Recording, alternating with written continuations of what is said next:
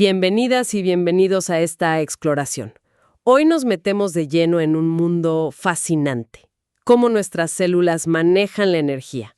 Pasa todo el tiempo, ¿no? Pero, ¿cómo funciona esa maquinaria interna realmente? Es fundamental, ¿sí? Tenemos aquí unos extractos de un texto clave de fisiología. El capítulo 73 de Guyton y Hall, que habla justo de energética y metabolismo celular.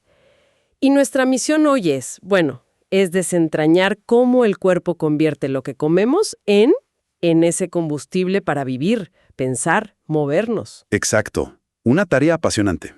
Ok, vamos a empezar a desglosar esto.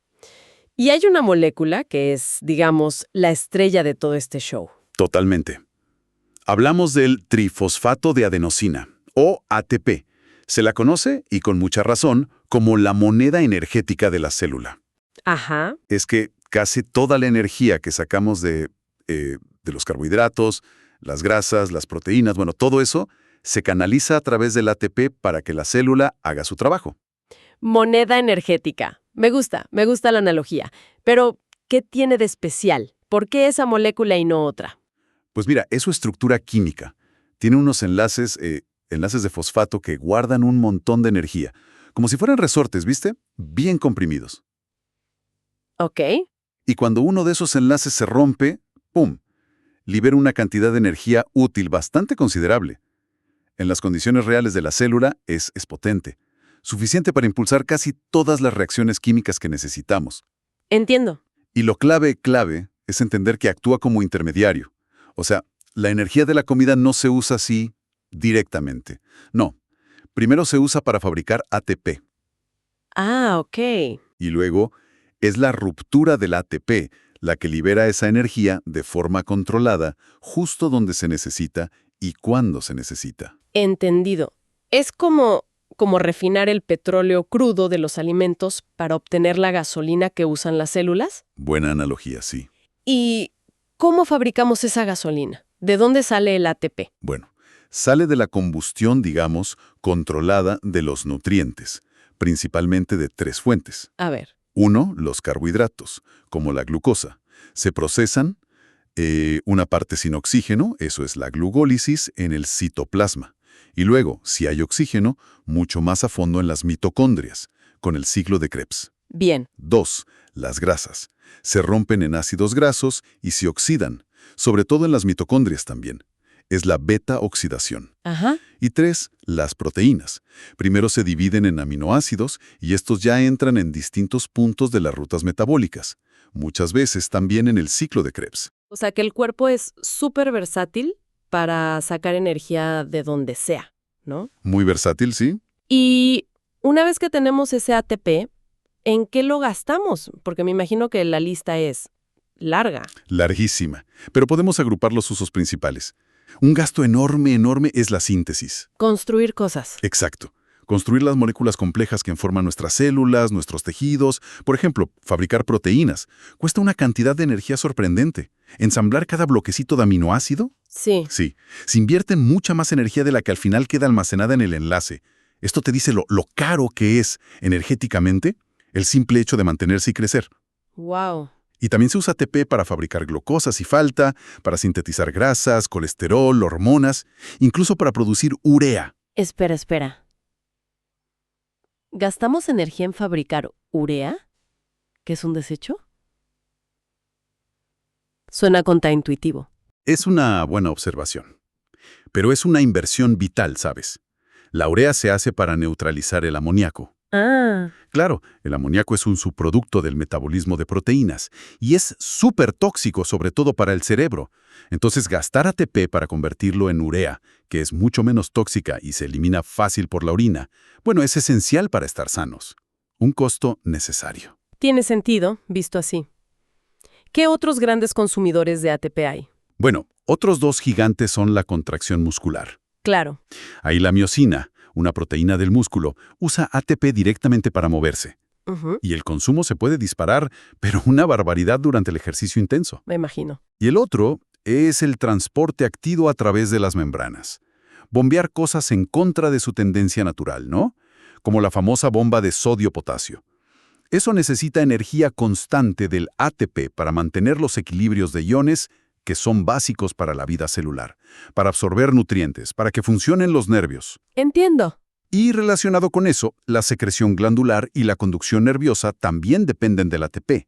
Quizás no tanto para el impulso en sí, que usa los gradientes de iones. Ajá. Pero sí, y esto es crucial, para restaurar esos gradientes después de cada impulso. Sin esa restauración que necesita ATP, los nervios dejarían de funcionar rapidísimo. Queda clarísimo. El ATP es vital y se gasta a un ritmo tremendo, especialmente si nos movemos mucho. ¿Hay alguna forma de tener una reserva rápida para que no se nos acabe de golpe? Absolutamente. Y ahí es donde entra la fosfocreatina, o PCR. Ah, la he oído nombrar. Es otro compuesto que también tiene un enlace de fosfato de alta energía. De hecho, un poquito más energético incluso que el del ATP. Y lo interesante es que suele haber bastante más fosfocreatina que ATP en las células, sobre todo en músculo y nervios, entre 3 y 8 veces más. ¿Tanto? ¿Sí? Pero ojo, la fosfocreatina no se usa directamente para dar energía a las funciones.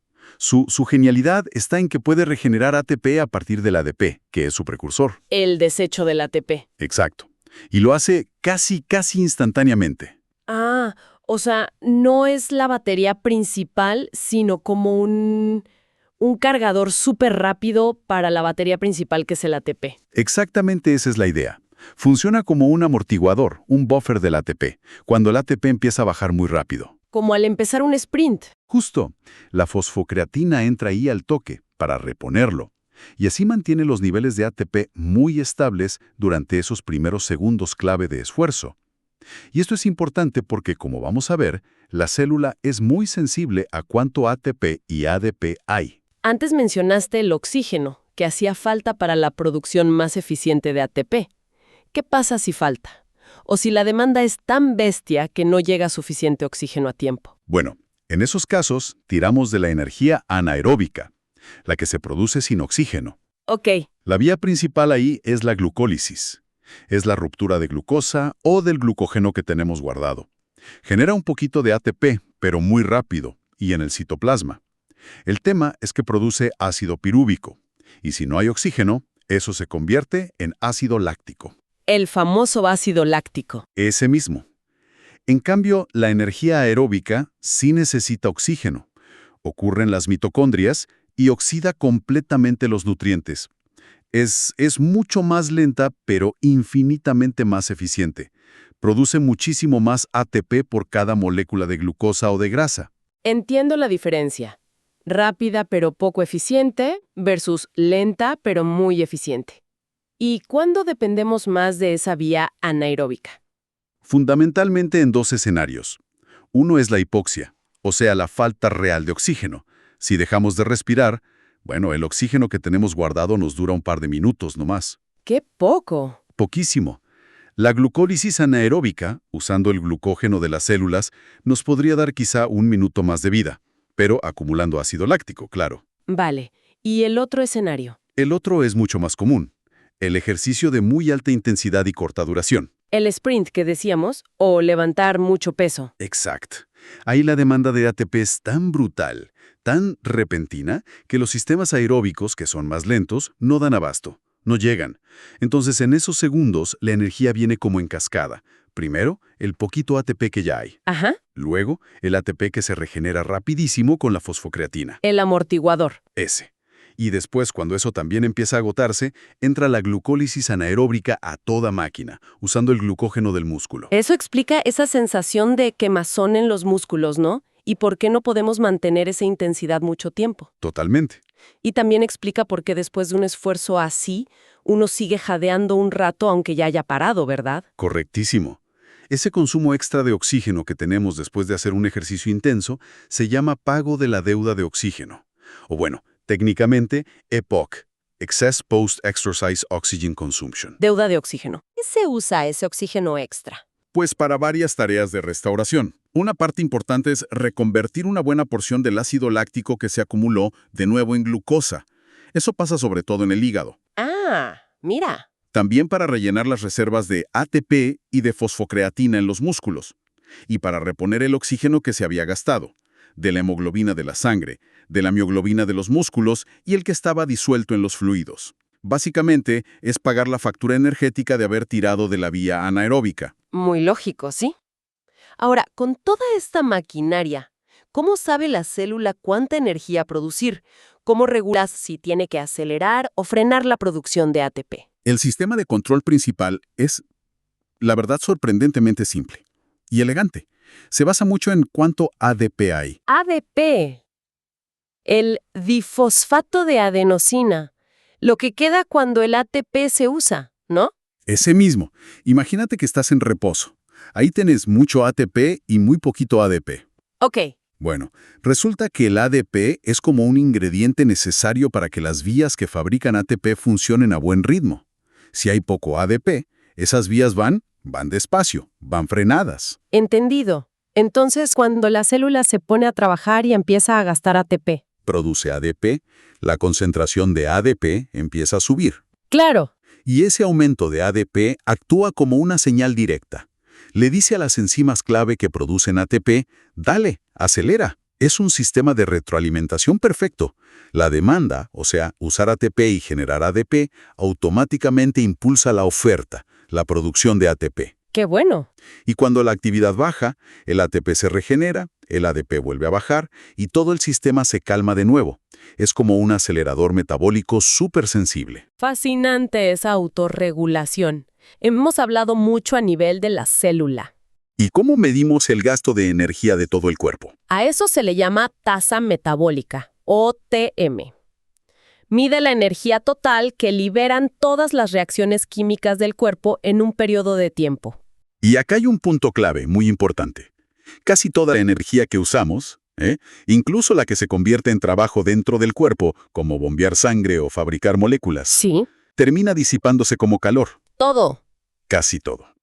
Ya la conversión de la energía de los alimentos a ATP tiene pérdidas como calor. Y luego, usar el ATP para las funciones celulares también genera más calor. De hecho, solo una fracción de la energía original de la comida, ponele un 25 o 30%, llega a usarse para el trabajo funcional útil. ¿Y el resto? Caliente. Exacto. La única excepción real es si hacemos trabajo externo, como levantar una caja pesada contra la gravedad. Ahí sí una parte de la energía se va en ese trabajo. Entendido. ¿Y cómo se mide esa energía total? Se mide en calorías, con C mayúscula, que en realidad son kilocalorías, kcal. Se podría medir directamente el calor que emite una persona, eso es la calorimetría directa, pero es súper complicado. Necesitas una cámara especial. Me imagino. Lo más práctico, lo que se usa normalmente, es la calorimetría indirecta.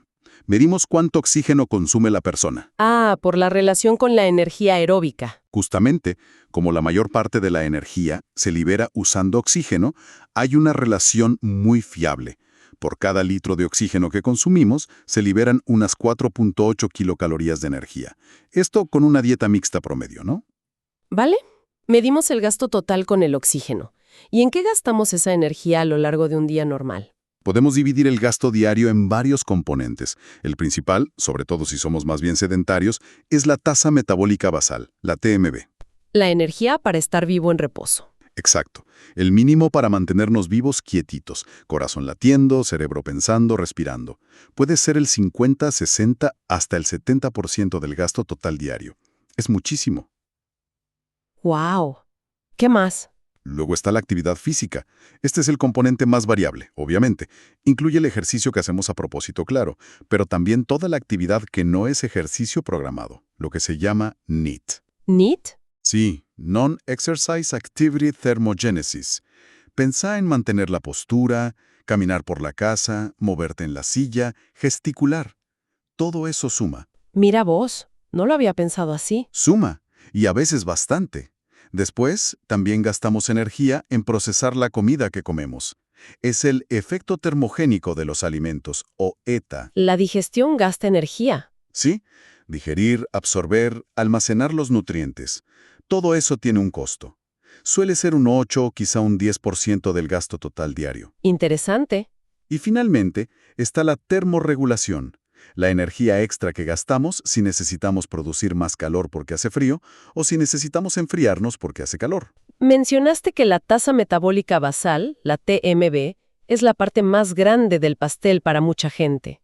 ¿Qué la determina? ¿De qué depende mi TMB? Bueno, para medirla bien, las condiciones son muy estrictas, ¿eh? Reposo total, acostado, tranquilo, en un ambiente con temperatura neutra, después de haber ayunado unas 12 horas.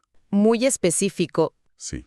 Y el factor clave que determina tu TMB es tu masa magra, especialmente la cantidad de músculo que tenés. Ah, el músculo. Claro, el músculo es tejido activo, gasta energía incluso cuando estás quieto. Por eso la TMB suele bajar con la edad, porque se tiende a perder músculo.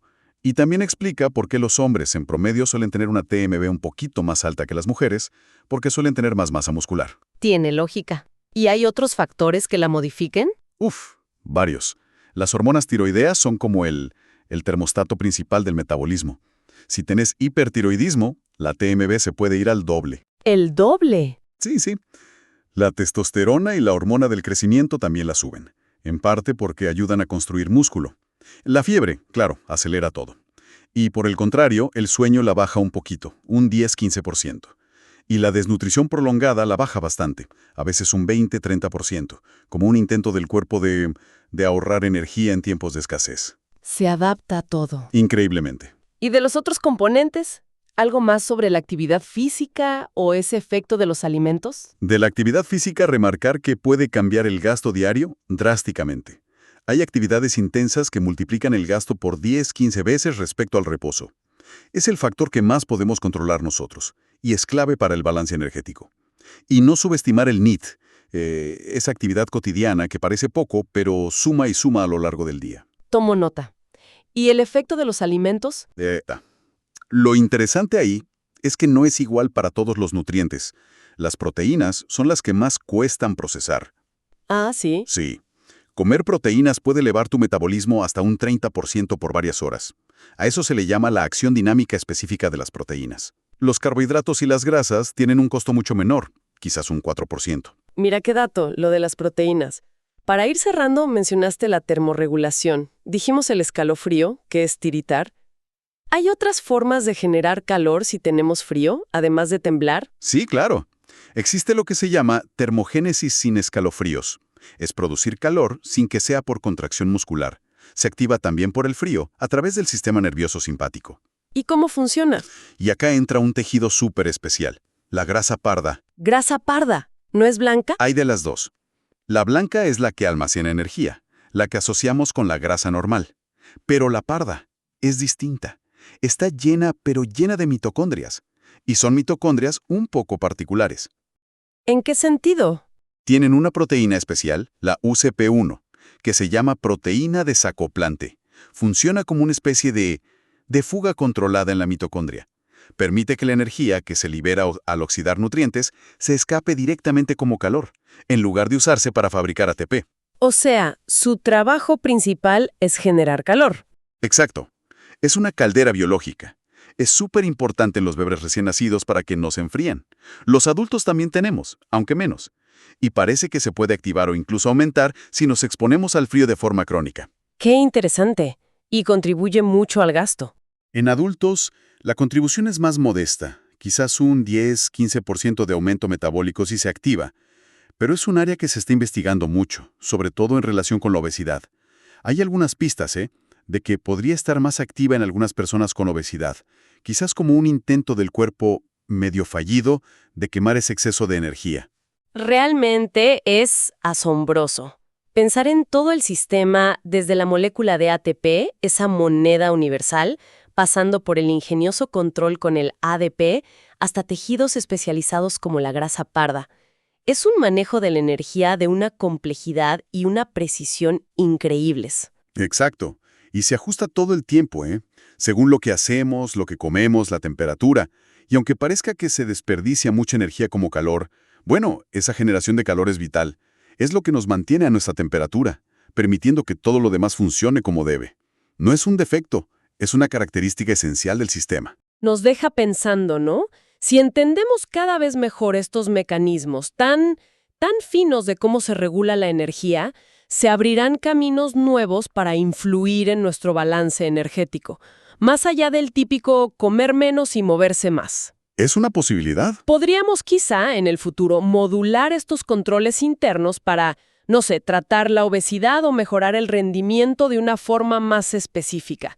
Queda mucho por explorar ahí. Sin duda, un campo fascinante. Bueno, muchísimas gracias por acompañarnos en esta inmersión profunda en la energética celular. Hasta la próxima.